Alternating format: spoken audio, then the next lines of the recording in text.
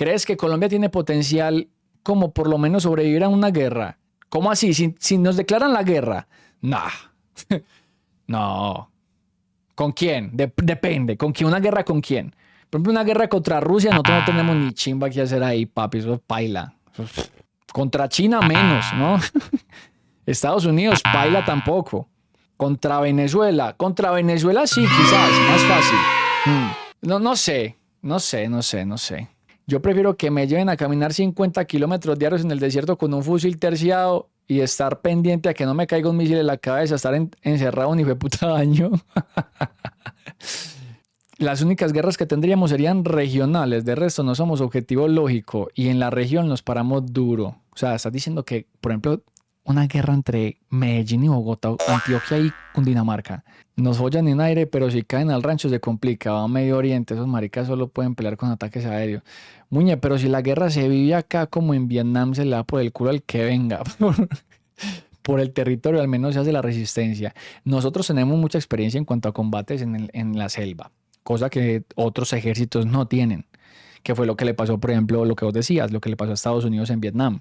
El ejército de Estados Unidos no estaba preparado para combatir en un campo de esos y por eso se los llevó el putas. Nosotros aquí tenemos mucha experiencia gracias a las guerras internas, digamos que eso es lo positivo, si es que eso puede ser positivo, que hemos tenido con diferentes grupos al margen de la ley. Y Colombia sigue siendo un país con mucho páramo, bosques y toda esa vuelta. Entonces aquí ahí tenemos ventaja, obviamente. Ejemplo, Ecuador contra Colombia. Ustedes sabían que nosotros tuvimos guerra contra... nosotros tuvimos una guerra, fue contra Perú. Contra Perú en la parte de abajo del Amazonas. Nosotros nos dimos plomo, no recuerdo en qué año, pero nosotros nos dimos plomo con Perú. Mucho tiempo, huevón. De hecho, de ahí viene el famoso, no sé, para los que sean militares, en las fuerzas militares hay un número mágico, que es el número 22. Entonces, a vos siempre te ponen a hacer 22 de pecho, 22 de pierna, 22 polichilenos, 22 de todo.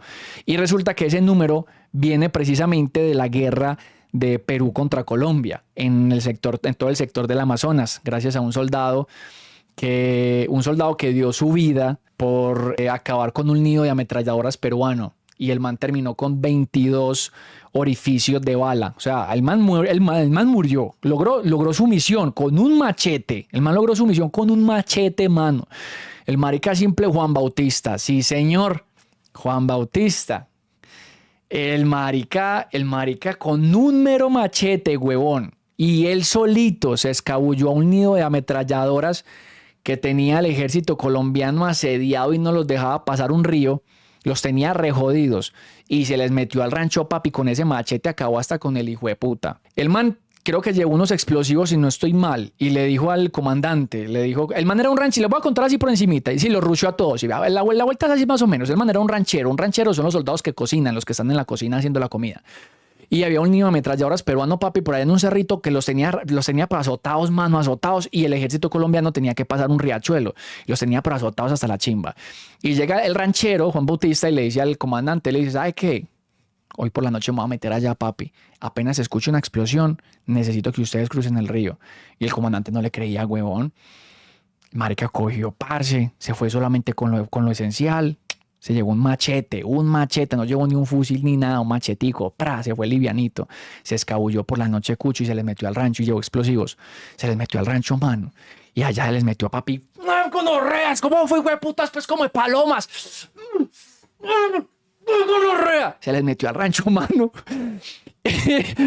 y mató a varios soldados a punta de machete. E hizo las detonaciones. ¡Bum! Y el ejército colombiano logró pasar el río sin encontrarse con el nido de ametralladoras voleándole chatarra.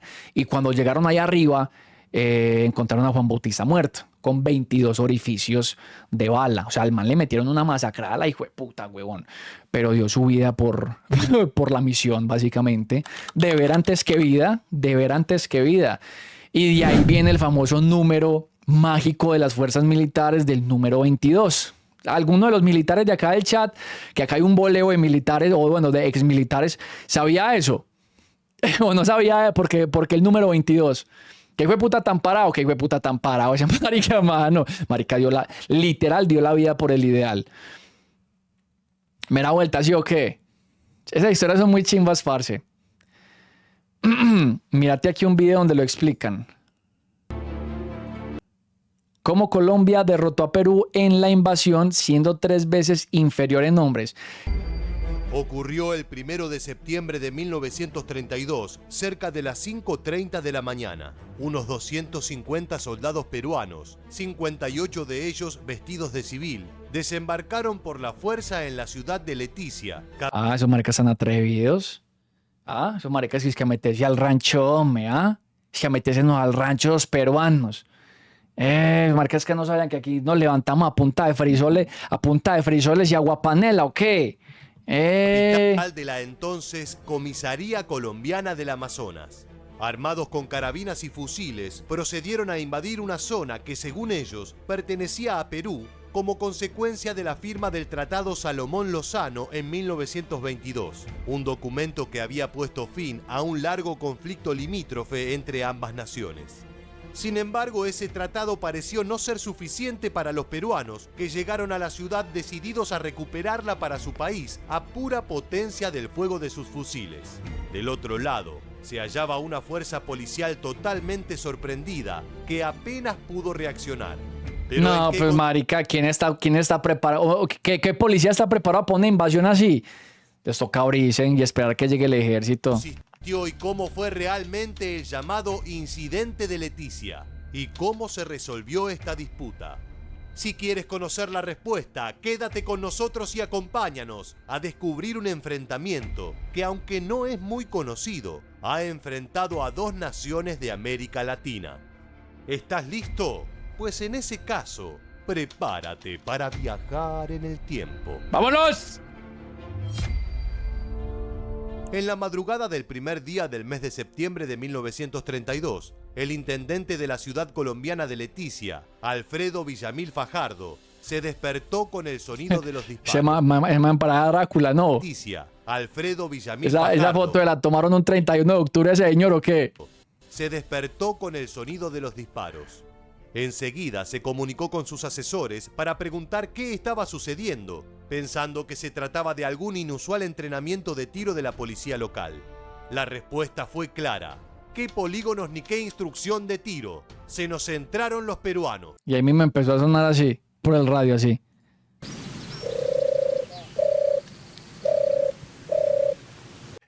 ¡Ey, mentira! La buena para todos los peruanos, hombre. ¡Ey, la buena muchacha, la buena para todos ustedes! Del río Putumayo, al extremo este de la frontera que comparten Perú y Colombia.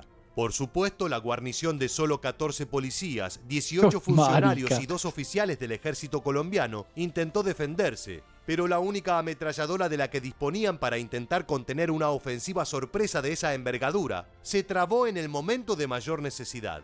La ciudad, por ende, no tardó en sucumbir a manos del enemigo. No me creas tan marica, parce. Fue el ingeniero y músico peruano Oscar Ordóñez. Junto a sus hombres, emplazó un cañón y una ametralladora con el único objetivo de disparar contra el cuartel militar de Leticia, matando a 3 personas. Como respuesta, solo recibieron 6 disparos. Esto se debió a que, más allá de la mencionada ametralladora con la que contaban para defender la ciudad, los 25 fusiles que también estaban destinados para ese propósito se encontraban almacenados en el resguardo de aduanas, fuera del alcance... No, pero estos hijueputa, ¿en qué puta estaban trabajando? Pero esos marica, ¿qué clase de militares eran esto? ¿Qué clase de policía era esta, hombre? Marica, ¿andaban qué? ¿Vendiendo paletas por el parque de Leticia o qué? Increíble, huevón. Inmediato de los pocos soldados colombianos. La sorpresiva maniobra incluso llevó a varios policías y funcionarios a huir rápidamente hacia la frontera brasileña. Realmente el punto de conflicto que llevó a la invasión era el denominado trapecio amazónico, un codiciado acceso al río Amazonas. La causa era que desde Lima no terminaban de aceptar que su departamento de Loreto hubiese perdido parte del territorio a causa del ya mencionado Tratado Lozano-Salomón, un documento que aún 10 años después de haberse firmado había dejado demasiados cabos sueltos.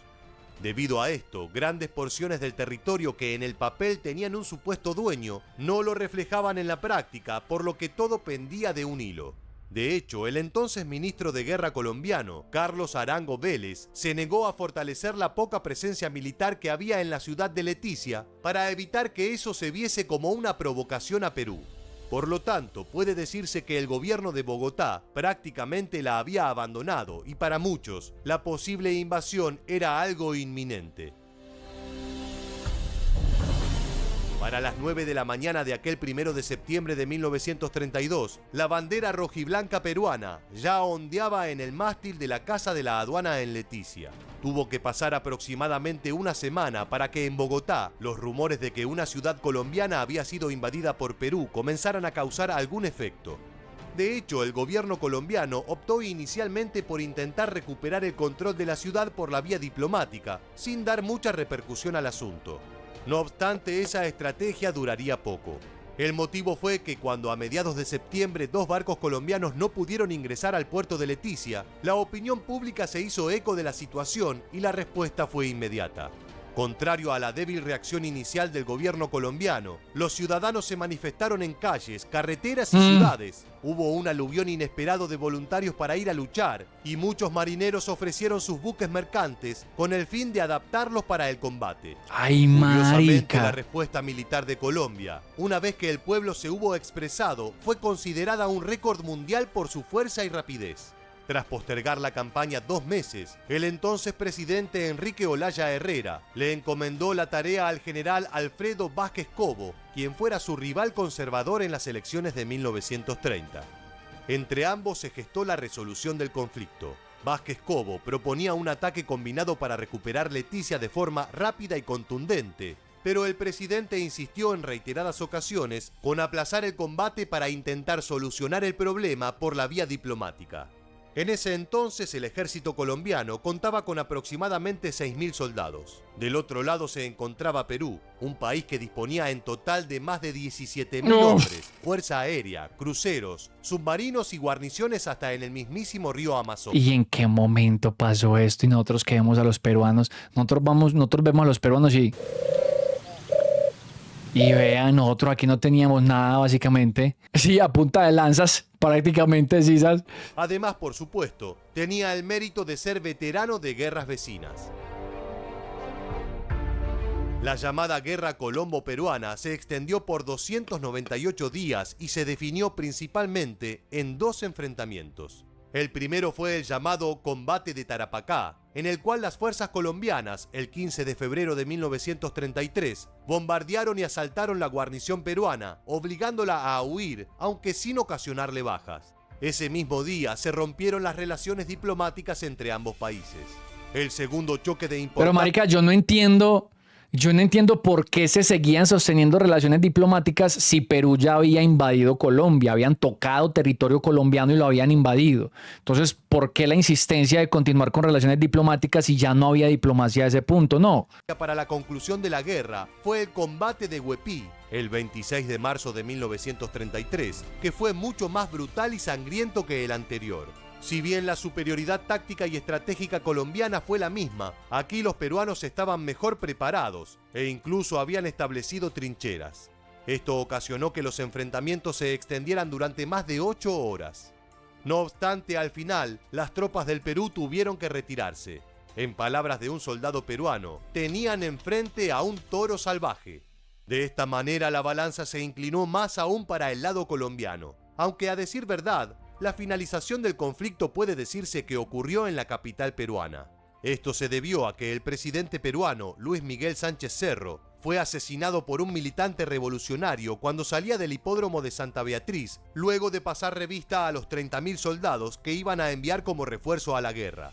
Es más, las intenciones de Perú de continuar con la acción bélica también quedaron expresadas en el préstamo de $13 millones que contrajo con Japón para poder sostener los gastos bélicos. ¡Ay, Su sucesor al corronea! cargo, el general Óscar Benavides, sin embargo, O sea que Japón nos choteó, Japón nos llevaba la mano en esa época. Ay, cucho, vea esa vuelta, hermano. creía imposible Es que ese man fue el primer sicario de Colombia. ganar y más bien temía una posible invasión colombiana.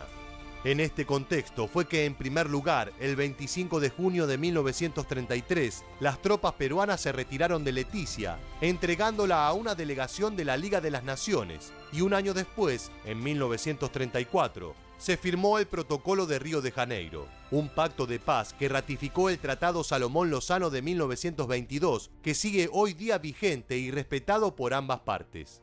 En definitiva, podemos afirmar que Colombia ganó la guerra mediante su superioridad estratégica y audacia, haciendo uso de métodos revolucionarios como el bombardeo táctico, la aviación naval y el desembarco Colombia anfibio. forever, papi. No obstante, en cuanto a lo diplomático, quedaron en tablas ya que Colombia debió costear el armisticio y Perú, por su parte, jamás fue castigado por su agresión. Papi, no me Ya importa. A todas estas, solo puedo decir...